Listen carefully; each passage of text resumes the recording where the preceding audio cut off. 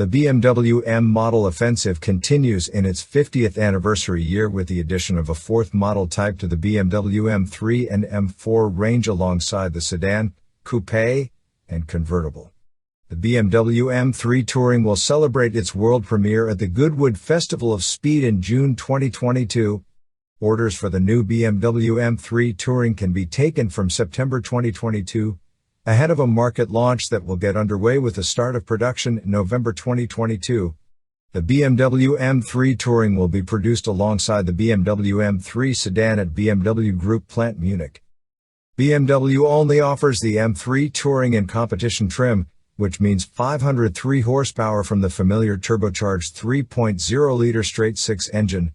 It also means standard issue xDrive all-wheel drive grip, routed through BMW's 8-speed M Steptronic transmission.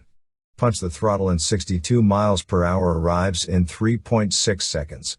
Keep the accelerator pinned and the wagon will eventually reach 174 miles per hour with the optional M driver's package included. Without it, top speed is relegated to only 155 miles per hour.